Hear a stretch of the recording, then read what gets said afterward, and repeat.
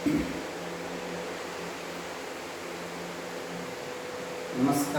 વિદ્યાર્થી મિત્રો, સ્વાગત છે આપ સૌનું ગીતા એજ્યુકેશન ટ્રસ્ટ સંચાલિત Sanjay school Preranadeep school Keshod YouTube channel video લેક્ચર્સમાં. વિદ્યાર્થી મિત્રો, આપ સૌ જાણો છો એમ લગભગ એવું નક્કી થઈ ગયું છે કે હજી શિક્ષણ કાર્ય જુલાઈથી શરૂ થાય એવી શક્યતા છે.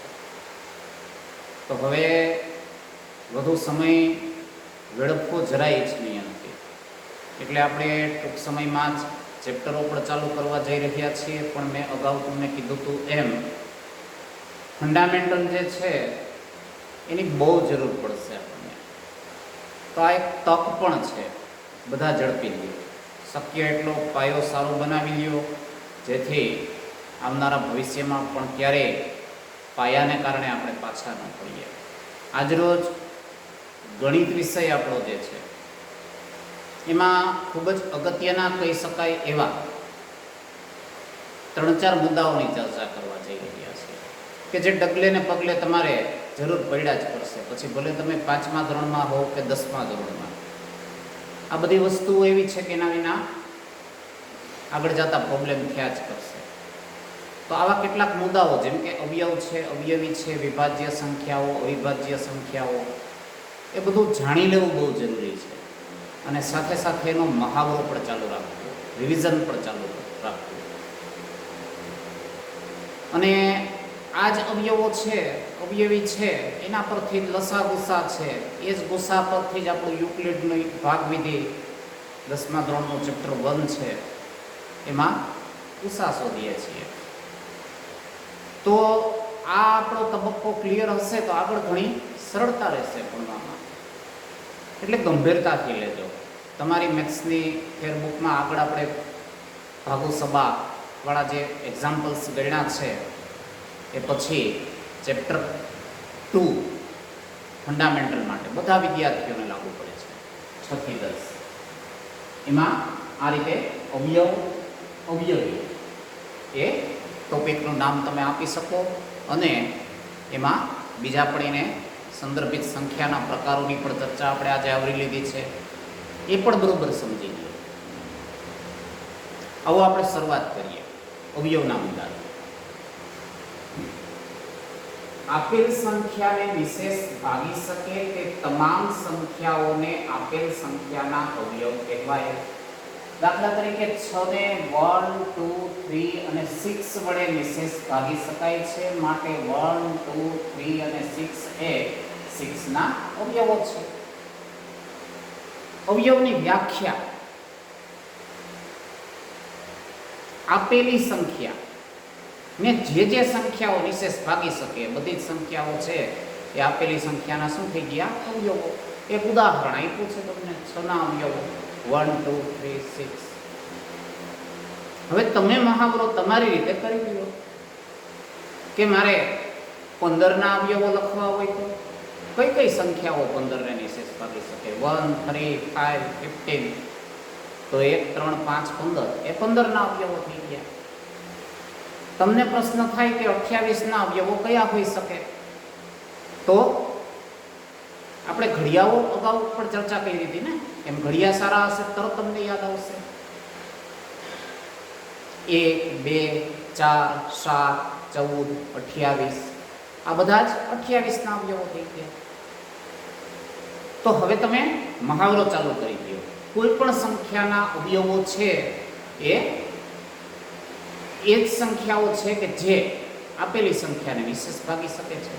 શક્ય હોય ત્યાં સુધી 100 સુધીની સંખ્યાઓના આવી રીતે અવયવોનું લિસ્ટ તૈયાર કરો, યાદી તૈયાર કરો. એમાં કઈ સમસ્યા લાગે તો મને પૂછો. પછીનો મુદ્દો જોઈ લઈએ આપણે. એક સિવાયની કોઈ પણ સંખ્યાને તે સંખ્યા પોતે અને એક એમ ઓછામાં ઓછા 2 અવયવ તો મળે જ. તમે 1 ના અવયવ લેવા જશો તો 1 જ મળે છે, પણ તમે 2 ના અવયવ લખશો તો 1 અને 2, 3 ના લખશો તો 1 અને 3, 4 ના લખશો તો 1, 2 અને 4, 5 ના લખશો તો 1, 5, 6 ના લખશો તો 1, 2, 3, 6.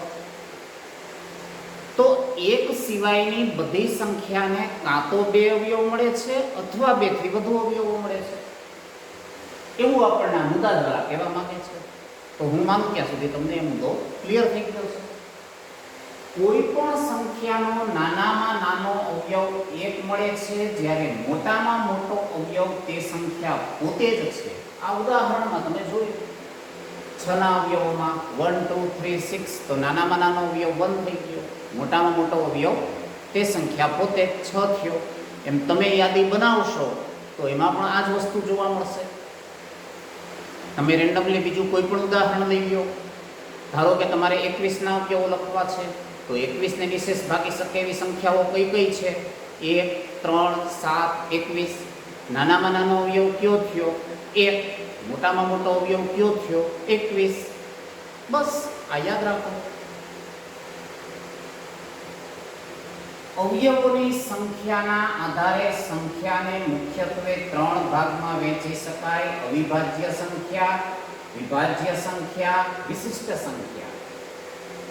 સંખ્યાના આમ જોવા જાવ તો મુખ્યત્વે 5 પ્રકારો પાડી શકો: અવિભાજ્ય સંખ્યા, વિભાજ્ય સંખ્યા, વિશિષ્ટ સંખ્યા, બેકી સંખ્યા અને એકી સંખ્યા. જે બધાની અહીંયા આપણે ચર્ચા આવરી જ લીધી છે. પણ અવયવના આધારે જો આપણે પ્રકારો પાડવા જઈએ તો આ 3 પ્રકારો આપણને મળે છે. પહેલો અવિભાજ્ય સંખ્યા, બીજો વિભાજ્ય સંખ્યા અને ત્રીજો વિશિષ્ટ સંખ્યા. આવો એની ચર્ચા કરી લઈએ. અવિભાજ્ય સંખ્યા, જે સંખ્યાને તે સંખ્યા પોતે અને એક એમ માત્ર 2 જ અવયવો મળે તે સંખ્યાને અવિભાજ્ય સંખ્યા કહેવાય. દાખલા તરીકે 2 3 5 7 11 13. કરો વિચાર. 2 ના અવયવો 1 અને 2, 3 ના 1 અને 3, 5 ના 1 અને 5, 7 ના 1 અને 7, 11 લેશો તો 1 અને 11, 13 લેશો તો 1 અને 13. આમ માત્ર 2 જ અવયવો મળે છે તે સંખ્યા પોતે અને 1. તો અવિભાજ્ય સંખ્યા કોને કહેવાય એમ પૂછવામાં આવે આપણને, તો આપણે આ રીતે યાદ રાખશું કે જે સંખ્યાને તે સંખ્યા પોતે અને 1 એમ માત્ર 2 જ અવયવો મળે તે સંખ્યાને અવિભાજ્ય સંખ્યા કહેવાય. 100 સુધીની આવી અવિભાજ્ય સંખ્યાઓ તારવી લ્યો. વિભાજ્ય સંખ્યા, તો જે સંખ્યાને તે સંખ્યા પોતે 1 ઉપરાંત અન્ય અવયવ કે અવયવો મળે, અર્થાત 3 કે 3 થી વધુ અવયવો ધરાવતી સંખ્યાને વિભાજ્ય સંખ્યા કહેવાય. જેમ કે 4 1 2 4 3 અવયવો મળ્યા. 6 1 2 3 6. અવિભાજ્યમાં એક્ઝેક્ટલી 2 જ અવયવો મળતા હતા તે સંખ્યા પોતે અને 1. હવે 2 થી વધુ મતલબ 3 હોઈ શકે કે 3 થી વધુ હોઈ શકે. તો 3 કે 3 થી વધુ અવયવો મળે તેવી બધી જ સંખ્યાઓને આપણે વિભાજ્ય સંખ્યાના ઉદાહરણમાં મૂકી શકશું. ઉદાહરણ અહીંયા આપ્યું છે 4. 4 ના અવયવો તમે લખવા જશો તો શું મળે છે? 1 2 અને 4. 3 અવયવો થયા. 6 ના આપણે ઉદાહરણમાં જોયા એનું શું મળ્યું હતું? 1 2 3 અને 6. 4 મળ્યા હતા. જેમ જેમ આગળ વધશો એમ એમ વધુ વધુ અવયવો પણ મળ્યા કરશે. પણ ઓછામાં ઓછા 3 હોય અથવા 3 થી વધુ અવયવો હોય તો એ પ્રકારની સંખ્યાને આપણે વિભાજ્ય સંખ્યાની યાદીમાં મૂકવાની થાય છે. અને હવે ત્રીજો પ્રકાર મળે છે વિશિષ્ટ સંખ્યા. તો વિશિષ્ટ સંખ્યા મતલબ વિભાજ્ય કે અવિભાજ્ય ન હોય તેવી સંખ્યાને વિશિષ્ટ સંખ્યા કહેવાય. જે એકમાત્ર 1 છે, કારણ કે તેને 2 કે 2 થી વધુ અવયવ નથી મળતા. જો 2 મળતા હોત તો આપણે અવિભાજ્ય કહેવાય, 2 થી વધુ મળતા હોત તો આપણે વિભાજ્ય કહેવાય.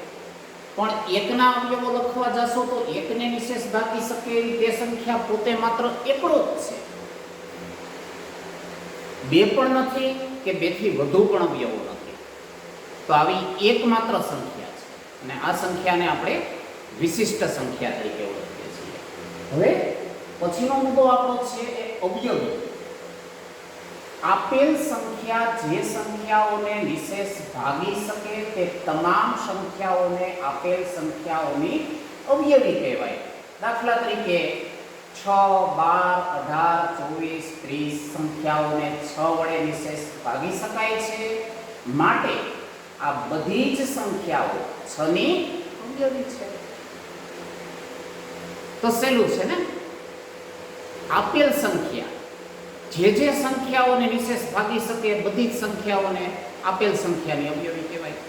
ઉદાહરણ આપ્યું છે 6 છે તો એ 6 ને 12, 18, 24, 30, 36 આમ અસંખ્ય સંખ્યાઓને નિશેષ ભાગી શકે. માટે આ બધી જ અસંખ્ય સંખ્યાઓ કે જે 6 વડે નિશેષ ભાગી શકાય છે એ બધી જ 6 ની શું છે? અવયવી છે. તો એવી જ રીતે 10, 20, 30, 40, 50, 60 એમ અસંખ્ય સંખ્યાઓ મળશે કે જે બધી શું છે? 10 ની અવયવીઓ છે. પછીનો મુદ્દો જુઓ. કોઈ પણ સંખ્યાની નાનામાં નાની અવયવી તે સંખ્યા પોતે જ મળે, જ્યારે મોટામાં મોટી અવયવી ન મળે, કારણ કે કોઈ પણ સંખ્યાને અસંખ્ય અવયવી હોય છે. આપણે આગળ જોયું કે અવયવો છે એની સંખ્યા નિશ્ચિત હતી. 6 ના અવયવ તો કે 1, 2, 3 અને 6 એ 4 જ મળ્યા. 9 ના અવયવ લખશો તો 1, 3 અને 9 3 જ મળે છે. 10 ના લખશો તો 1, 2, 5 અને 10 4 જ મળે છે. પણ અવયવીમાં આવું નહીં જોવા મળે. અસંખ્ય અવયવીઓ આપેલી સંખ્યાને મળી શકે છે. તો નાનામાં નાની અવયવી તમને પૂછે તો તમે કહી દો કે જે સંખ્યાની આપણે અવયવીઓ લખીએ છીએ તે સંખ્યા પોતે જ એની નાનામાં નાની અવયવી છે. પણ મોટામાં મોટી અવયવી પૂછે કોઈ પણ સંખ્યાની તો ન મળે એમ કહેવું પડશે. કારણ કે કોઈ પણ સંખ્યાની અવયવી અસંખ્ય હોય છે. અવયવમાં જવાબ આપી શકતા હતા. નાનામાં નાનો અવયવ 1 અને મોટામાં મોટો અવયવ તે સંખ્યા પોતે. અવયવીમાં નાનામાં નાની અવયવી તે સંખ્યા પોતે અને મોટામાં મોટી અવયવી ન મળે. આ મુદ્દાઓ યાદ રાખો.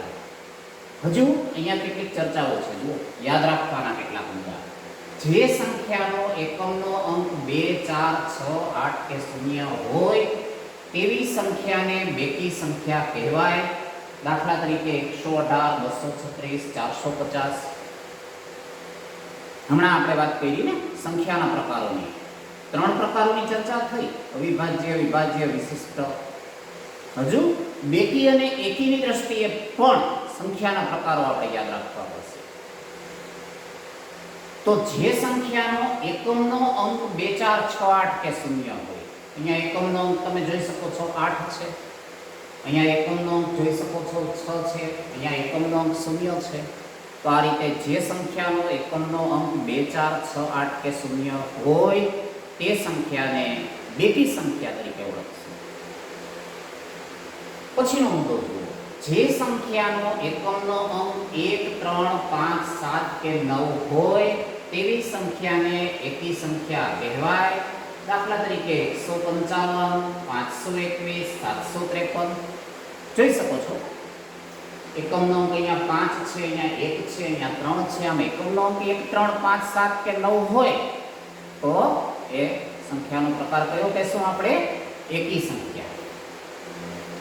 નાનામાં નાની અવિભાજ્ય સંખ્યા 2 છે જે બેકી સંખ્યા છે. બહુ અગત્યનું. કારણ કે 2 એકમાત્ર એવી સંખ્યા છે કે જે બેકી છે અને અવિભાજ્ય છે. એ સિવાયની કોઈ પણ બેકી સંખ્યા જો તમે જોશો તો એ હંમેશા વિભાજ્ય મળશે. તો તમને પૂછે નાનામાં નાની અવિભાજ્ય સંખ્યા કઈ, એટલે જવાબ આપણો થશે 2. 2 સિવાયની તમામ બેકી સંખ્યાઓ વિભાજ્ય જ હોય છે. નાનામાં નાની વિભાજ્ય સંખ્યા 4 છે. એક આપણે ચર્ચા કર્યું એમ વિશિષ્ટ. 2 જ અવયવ મળ્યા 1 અને 2 એટલે અવિભાજ્ય. 3 2 જ અવયવ મળ્યા 1 અને 3 એટલે અવિભાજ્ય. 4 તો અવયવો કયા મળે છે? 1, 2 અને 4 3 મળે છે. તો આપણી હમણાં વ્યાખ્યા જોઈએ મુજબ 3 કે 3 થી વધુ અવયવો મળે એટલે એ વિભાજ્ય. તો વિભાજ્ય સંખ્યાઓની શરૂઆત ક્યાંથી થઈ? 4 થી. માટે નાનામાં નાની વિભાજ્ય સંખ્યા જો આપણને પૂછવામાં આવે તો જવાબ શું આપશું? 4. 2 અંકની સૌથી નાની વિભાજ્ય સંખ્યા 10 છે, જ્યારે 2 અંકની સૌથી નાની અવિભાજ્ય સંખ્યા 11 છે. આ બધું આપણની સ્પર્ધાત્મક પરીક્ષાઓમાં કામ આવશે. નાનામાં નાની વિભાજ્ય સંખ્યા 2 અંકની પૂછે તો તમે સમજી શકો છો 9 સુધી એક જ અંક છે, શરૂઆત થાય છે 10 થી, અને 10 પોતે 1, 2, 5 અને 10 એમ 4 અવયવો ધરાવે છે. હમણાં આપણે વ્યાખ્યા શીખાય મુજબ 3 કે 3 થી વધુ અવયવો ધરાવે એટલે વિભાજ્ય. નાનામાં નાની વિભાજ્ય સંખ્યા પૂછે તો 10 કહેશો. પછીની સંખ્યા 11 લેશો, એ જ અવિભાજ્ય બની જાય છે, કારણ કે એને 1 અને 11 એમ 2 જ અવયવો મળે છે, અને માત્ર 2 જ અવયવો હોય તે સંખ્યા પોતે અને 1 તો એ અવિભાજ્ય છે. તો નાનામાં નાની અવિભાજ્ય સંખ્યા 2 અંકની પૂછે તો 11 લખશું, અને નાનામાં નાની વિભાજ્ય સંખ્યા 2 અંકની પૂછે તો 10 લખશું. મિત્રો, આ બહુ અગત્યના મુદ્દાઓ છે, જરૂરી મુદ્દાઓ છે. રિવિઝન કરો 2 થી 3 વખત આ મુદ્દાઓનું. 100 સુધીની વિભાજ્ય અવિભાજ્ય સંખ્યાઓનું એક અલગ જ ટેબલ બનાવી દો, અને એ ટેબલમાંથી અવિભાજ્ય સંખ્યાઓને પછી યાદ રાખી લો તમે, એટલે વિભાજ્ય આપોઆપ તમે નોખી પાડી શકશો, અલગ પાડી શકશો. આના પછીના મુદ્દામાં આપણે અવયવો કેમ પાડવા, સંખ્યાના અને પછી 8, 9, 10ના વિદ્યાર્થીઓ માટે ઉપયોગી એવો મુદ્દો અજ્ઞાત સંખ્યાઓના અવયવ તરફ વળવાનો છે. સાથે સાથે લસા ગુસાને પણ આવરી લેશું રિવિઝનમાં, કારણ કે હમણાં મેં તમને કીધું એમ 10મા ધોરણના પહેલા જ ચેપ્ટરમાં આની જરૂર પડે છે, અને જ્યાં સુધી ભણશો ત્યાં સુધી આવા મુદ્દાઓની જરૂર પડ્યા જ કરશે. તો છઠ્ઠાવાળાને કદાચ 10-20% ઓછું આવડે એ બહુ ચિંતાનું કારણ નથી, પણ 10મા વાળાઓને જો આ મુદ્દાઓ ક્લિયર નહીં હોય તો આગળ જતા સમસ્યા થશે જ. તો આ મુદ્દાઓ અવારનવાર રિવાઇઝ કરો. નેક્સ્ટ આપણો લેક્ચર મુકાય એ પહેલાં આટલું ક્લિયર કરી લ્યો એટલી હું આશા રાખું છું, અને સમયાંતરે પાછી આની ભાગુસભા આપણે જે શીખાતા એના સંકલન સાથેની એકાદી ટેસ્ટ મૂકવામાં આવશે. તો તૈયારી ચાલુ રાખો, અને કંઈ ડાઉટ્સ ક્વેરી હોય તો આપણા સ્કૂલના વોટ્સએપ નંબર મેં આપ્યા છે, એમાં લખીને મોકલો, એનું સોલ્યુશન મોકલશો. અસ્તુ. આભાર. Thank you.